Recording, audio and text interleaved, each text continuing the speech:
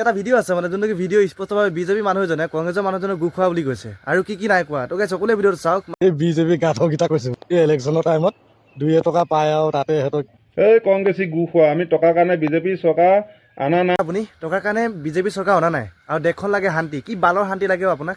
কেনেকুৱা শান্তি লাগে সেইটো? কি শান্তি দিছে আপোনাক কওকচোন? বিজেপি চৰকাৰে দেশখনক কি শান্তি দিছে? কি বহিবলৈ গাদী বহাই দিছে নে একদম শুবলৈ ডাঙৰ ডাঙৰ চট দিয়া ঘৰ বনাই দিছে কওঁ? মহিলাসকলকতো স্পষ্টভাৱে 8,000 10,000 টকাখন দিলেই আৰু আপুনি কি বুলি কৈছে পইচাৰ কাৰণে আমি বিজেপিত হেৰি কৰা নাই। কিহৰ কাৰণে? পইচাৰ কাৰণে আপুনি দৌৰি আছে। আমাক লাগে দেশখন শান্তি। চোৰৰ বাচ্চা থকাহেঁতেন ন তেওঁ চোৰে হৈ থাকিলেহেঁতেন। আৰু কি বুলি কৈছে মিয়াসকলক গু খাই কংগ্ৰেছে গু খাই আপুনি কাৰ গু খাইছে? বিজেপি গু খাইছে নেকি? নে কি কথা কৈছে আপুনি?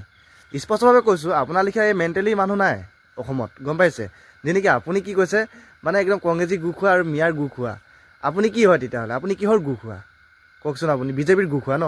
তই খালি মিয়া গু খাই কংগ্ৰেছৰ গু খাই তই এনেকেই খেদিলি। মুচকিডাল ভালকে গজাব নোৱাৰিলি। বাপেৰেও চাগৈ এনেকুৱাই আছিল আধা মুচ থকা, তইও চেল খোৱাই হলি। কথা কৈছোঁ আপোনাক বিজেপি মানুহবিলাকে প্ৰতিটো কথাতে বাপেৰক কেলৈ ধৰিব?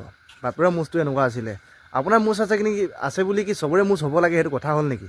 যদি আপোনাৰ মুচ যদি আৰু দুটামান গজাব লাগে ন তেতিয়াহ'লে স্পষ্টভাৱে ইয়াত ফুটছাই গোটেই মুখখনত সানি পিনা ৰাস্তা ঘাটে দৌৰি ফুৰিব। তেতিয়া আপোনাৰ দাড়িটো স্পষ্টভাৱে একদম গজি যাব মানে।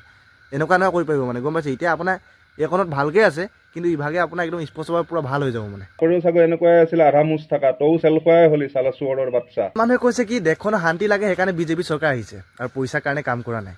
তো গাইজ স্পষ্টভাৱে মই কথা এটা কৈছোঁ আপোনাক, মানে এজন মানুহ ন এনেকুৱা মানুহ হয় এজনৰ মেণ্টেলটোত মানে একো নাই। যেনেকি এজনে স্পষ্টভাৱে কৈছিলে কথাটো কিন্তু সেইটোত মানে ৰোষ্ট মাৰি দিছে। তেতিয়াহ'লে ভাবি চাওকচোন অসমখন শান্তিৰ কাৰণে বিজেপি চৰকাৰ আহিছে ন?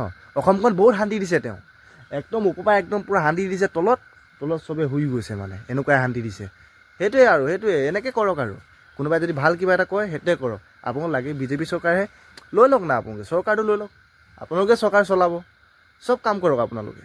এটা কাম কৰক, এতিয়া যিমান ৰাস্তা ঘাট বেয়া হৈ আছে ন চব ৰাস্তা ঘাটটো আপুনিয়ে বনাব আৰু চৰকাৰে বনাব নালাগে, আপুনিয়ে বনাব।